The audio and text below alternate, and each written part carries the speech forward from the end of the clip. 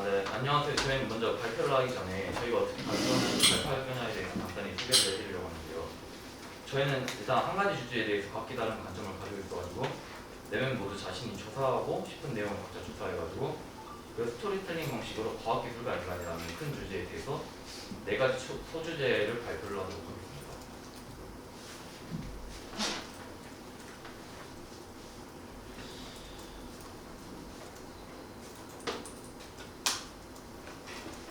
저는 이제 정부자성 미구로 주제 첫 번째로 이제 기술과 인간이 어떻게 공존할 것인가에 대한 주제로 발표를 시작하겠습니다.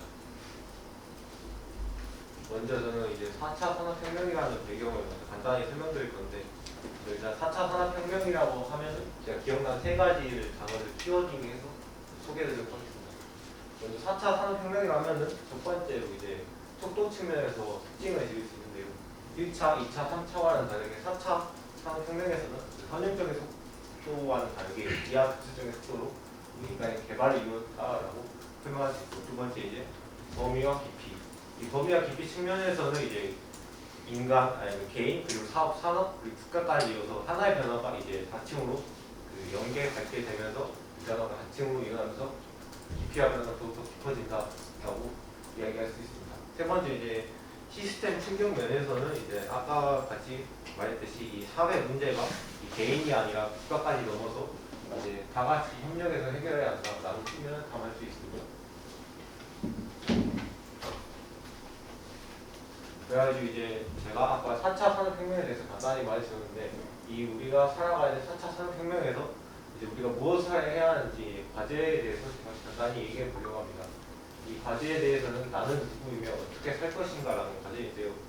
굉장히 철학적으로 느껴질 수 있는데, 간단히 말해서 이제 4차 산업혁명 시대에는 AI 로봇은 인간의 지능을 능가합니다. 따라서 이제 지금까지 인간은 지능 이성을 가진 존재이기 때문에 만물의 영장이라는 지칭하면서 살아왔는데요. 하지만 이 AI가 인간의 지능을 능가하면서 이 만물의 영장이라는 인간의 정체성을 무너졌다고 볼 수 있습니다. 따라서 AI가 가질 수 없는 인간다움을 향상시키지 못하면 인간은 곧 AI 노예가 되고 짐승이라고 볼 수 있습니다. 곧 이는 인간과 이 4차 산업 기술의 괴리감이 나타날 수 있다는 문제점을 야기할 수 있습니다. 그 문제점의 사례로 제가 몇 가지 조사해봤는데요. 나보다 나를 더 잘 아는 알고리즘. 봤을 때 참 의아하실 수 있다고 생각하실 수 있는데 간단히 설명드리겠습니다. 이제 컴퓨터와 소프트웨어의 알고리즘을 이제 제가 인간의 영역까지 확장시켜서 개념을 설명드릴 건데요.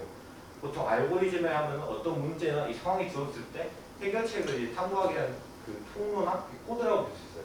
이를 인간의 영역까지 확장하면은 인간은 이제 어떤 선택을 하거나 아니 뭐 어디를 가겠다 이런 선택을 할 때 우리가 감정이나 욕구가 그걸 99.9% 이제 결정하는 알고리즘이라고 생각할 수 있어요.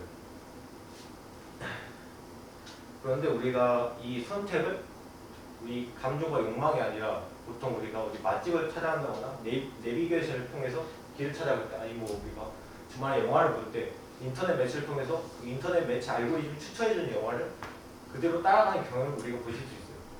우리가 뭐 책을 살 때도 그렇죠.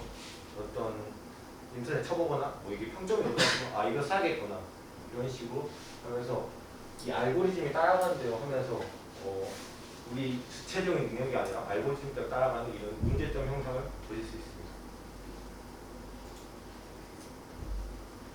그래서 저는 최종적으로 이제 우리가 4차 산업혁명 시대에 가져야 할 인문학적 수양에 대해 간단하게 말해드리도록 하겠습니다.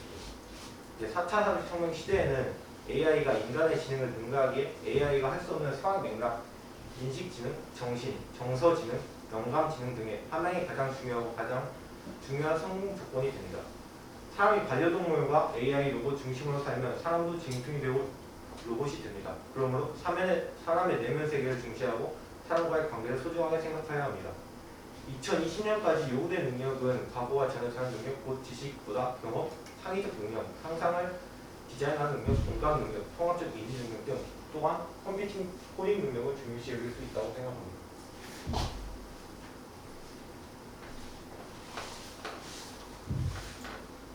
네, 다음은 저는 박규준이고요. 저는 기술 발전에 따른 경제 성장에 대해서 발표할 것입니다. 일단은 저는 이 경제 변화에 대해서 조사를 하다가 경제가 산업혁명과 밀접한 관련이 있다는 것을 알게 됩니다. 그래서 이 산업혁명에 따른 경제 주도 국가들이 있는데 먼저 1차 산업혁명은 석유산업, 석유기계산업, 철주류산업이 주를 이룹니다. 이때 1차 산업혁명을 대표하는 산업들은 직물 분야였는데 이를 통해 생산량이 대량 생산이 가능해지면서 큰 성장을 이룬 국가가 바로 영국입니다. 그리고 그 다음은 2차 산업인데 2차 산업 시기에는 증기기관, 증기성, 공작기계, 철도산업이 주를 이룹니다.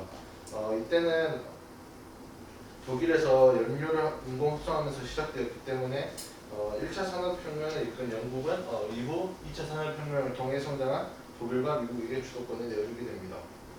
다음은 3차 산업혁명입니다. 이는 전기기계, 전선, 중기계, 중화학, 조선, 그다음에 합성연료 등이 주를 이루는데 이를 통해서 이제 정보통신 기술이 본격적으로 발달하기 시작했고 전 세계의 각 가정에 실시간으로 전달되기 시작했습니다.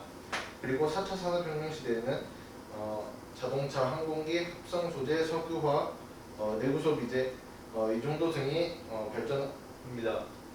그리고 이후에는 IT 산업이 발전하게 되는데 각각의 산업을 주도하는 국가들이 우리 역사에서 볼 수 있듯이 세계 경제를 주로 이루고 있습니다.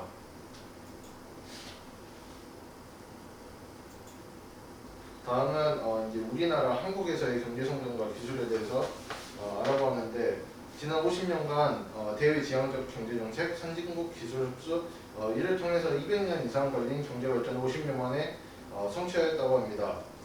이를 농업 분야, 제조업 분야, 서비스 분야에서 특히 발달되었는데 그리고 다음은 지식 기반 경제에 대해서 말하겠습니다. 정보 기술의 발전에 따른 지식 재산의 중요성이 확대되면서 지식 정보가 부의 원천이 되고 있습니다. 특히 첨단 산업에서 이는 중시되고 있는데 지식이 특히 중요한 이유는 지식은 토지와 다르게 수학 체감의 법칙이 적용되지 않기 때문입니다. 여기서 수학 체감의 법칙이란 인원이 점점 늘어나면서 생산량이 증가하지만 적정 규모가 되면 감소하는 것인데 우리가 잘 생각했을 때 우리가 물질로 여겨지는 것들은 우리가 쓰면 쓸수록 달고 적정 규모가 되면 우리가 쓸 수 없게 되기 때문에 어느 정도 한계가 있다고 볼 수 있는데 이런 지식과 정보가 되는 요소들은 그런 것들이 존재하지 않습니다.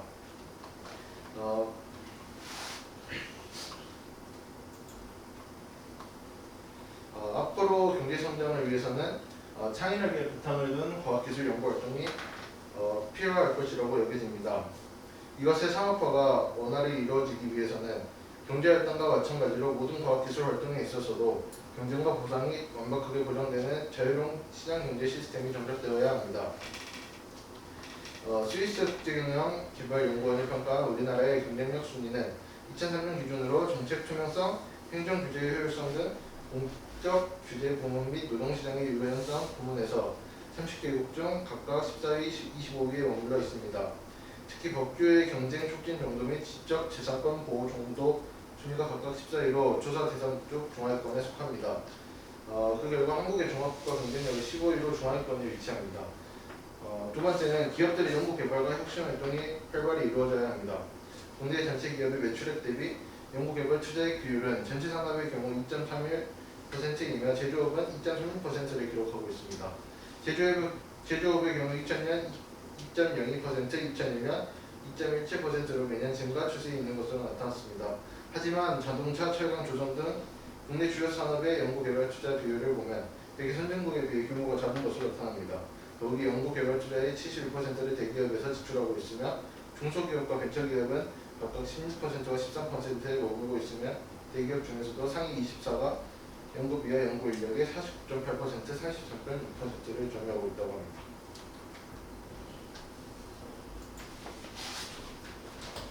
네, 다음으로 기술의 발전과 인간의 관계에 대해서 발표할 김민서입니다. 기술과 인간과의 관계, 이 말만 들으면은 거의 대다수가 긍정적인 생각일 것입니다. 지난 30년간 우리 인류는 기술의 급격한 발달로 삶이 풍요로워지고 지금까지 이어오게 되었습니다. 미국의 천문학자 켄 크루스웰은 인간의 두뇌가 뜨거워지는 속도는 태양보다 빠르다라고 이야기한 바가 있습니다. 이처럼 인류는 기술의 발전에 따라 지능이 더욱 발전하여 기술을 더 풍요롭게 만들 수 있을 것 같았습니다. 하지만 실상은 제가 제시한 그래프를 보시면 기술의 발전은 점점 올라가는 데 비해 휴먼 어댑티빌리티, 즉 기술에 대한 인류의 지능 적응도는 점차 침체되고 있습니다. 여기에서 위에 Be or Here이라는 부분을 보실 수 있는데요. 이 부분은 현재 인류가 기술과의 관계에 있어서 점차 침체되고 그 다음에 열등하고 있다는 것을 보여줍니다. 이처럼 이러한 상태가 계속된다면 이렇게 그림처럼 기술은 점점 더 발전하지만 인간은 점점 더 쪼그려 앉는, 쉽게 말해서 정신적으로도 그리고 육체적으로도 퇴화할 것입니다. 육체적으로 퇴화한다는 말은 한 예시로 2009년 미국의 한 연구 레포트에서 최근 컴퓨팅 기기의 보급으로 새끼손가락 기능이 퇴화된다는 것을 퇴화의 길을 걷는다고 합니다. 왜냐하면 이전 타자 등에 의해 조금이나마 이 새끼손가락을 사용할 수 있었는데요. 휴대용 컴퓨터의 보급으로 이 새끼손가락을 사용할 일이 거의 없어진다는 것이고 이에 따라 새끼손가락의 기능은 발가락과 같이 기능 퇴화를 한다는 점입니다. 또한 영국 케임브리지 대학 생물학 연구팀은 인류 두뇌의 발달이 한계에 달해 향후 뇌 기능이 점차 퇴화될 수 있다고 합니다. 이는 인간 뇌의 생체 구조학적 면에서 본 연구인데요. 인간의 뇌는 효율성을 위해 신석기 시대 이후 계속 작아져 왔는데 기술의 발전 이후 이 작아지는 정도가 결국 한계가 와서 기술이 아무리 발전을 해도 인류의 뇌 기능은 그것을 따라가지 못한다는 것입니다. 이렇게 기술의 발전으로 인한 인류의 문제점과 한계점을 알아보았는데요. 안타깝지만 이는 지금도 이어지고 있는 현재 진행형 상태라는 것입니다. 따라서 저는 여러 방법들을 강구하여 이러한 문제점을 극복하는 것이 최선책이라고 생각하며 이제부터라도 우리 현대 인류가 기술에 대한 경각심을 갖고 인류의 지능을 더욱더 발전시키는 바가 좋겠다고 생각합니다. 저는 마지막으로 기계의 발전에 인간 위기에 대해서 발표할 정승민입니다. 사람들은 아주 오래전부터 먹고 살기 위해 도구와 기계를 만들어서 살아왔는데요. 그 기계 기술의 역사는 먼저 고대에서는 보이시는 것처럼 지렛대가 있고, 중세에서는 투석기, 무기 등이 발전하고, 교회에서는 오르간 등의 악기가 사용되었으며, 르네상스 이후에서는 기계시계 그리고 자동 운영 등이 발달하였습니다.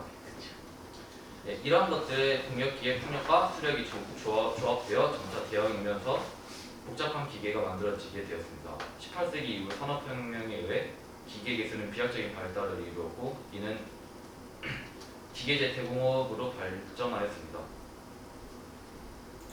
네, 기계재 대공업은 기계로서 이루어지는 공업을 뜻하는데요. 후에 기계는 대량 생산, 자동화, 자동제어 등 자동적으로 많은 일을 처리할 수 있게 되었습니다.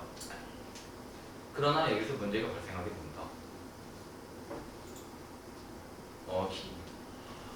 우리 인간은 우리가 삶을 편리하고 풍요롭게 만들기 위하여 기계의 발전을 이끌어갔지만 더 이상 기계는 인간을 위한 도구, 이용이 아니라 인간을 초월하게 되었습니다. 그 사례에서는 그 일자리에서의 인간과 기계의 관계가 있는데요. 여기서 그 질문을 하겠습니다. 만약 당신이 고용주라면 누구를 고용할 것인가요? 먼저, 인간은 시간이 지나면 더 많은 것을 바란다. 그러나 기계는 월급을 올려달라고 하지 않는다.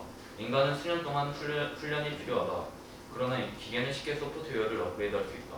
인간은 법적 보호를 받고 회복 수당을 줘야만 한다. 그러나 기계는 중고로 되팔아 돈을 남길 수도 있다. 인간은 휴식이 필요하고 자신이 하는 일에서 만족감을 느끼고 싶어한다. 그러나 기계는 묵묵히 같은 일을 365일 반복할 수 있다. 네, 이 문제에 관련하여가지고 유명 자동차 회사인 테슬라의 CEO인 일론 머스크가 올해까지 모든 차를 자율주행차로 만들겠다고 선언하며 이렇게 덧붙였습니다. 당신 차는 당신을 회사에 내려다주고 온종일 다른 사람들은 싣고 다니다가 돈을 벌다가 당신을 다시 퇴근 시간에 맞춰서 태우러 올 것이다. 이런 일이 일어날 가능성은 100%다. 자율주행차는 인간에 비해 인건비 절감, 사고 감소, 장비 활용도 증가 등의 장점이 존재한다. 그러나 만약 이렇게 된다면 택시기사, 대리 운전기사, 버스기사 등 다양한 운전에 관련된 직업은 무조건 다 사라지게 될 것입니다. 2016년 백악관 보고서 중 시급 $20 미만의 일자리 중 83%는 자동화되거나 대체될 것이라고 말합니다. 또한 맥킨지에서는 자료 수집 및 가공 업무의 60%가 자동화된다고 합니다. 이러한 일자리 전쟁으로 사회는 어떻게 변하게 될까요? 일자리가 없어지니 정치적 적개심과 사회약이 자리 잡기 쉬워집니다. 또한 마음의 여유를 잃은 사람들은 서로를 증오하고 차별하기 시작할 것입니다. 결국 약물 남용, 가정폭력, 우울증과 같은 사회 문제가 늘어나게 될 것입니다. 이것으로 발표를 마치도록 하겠습니다.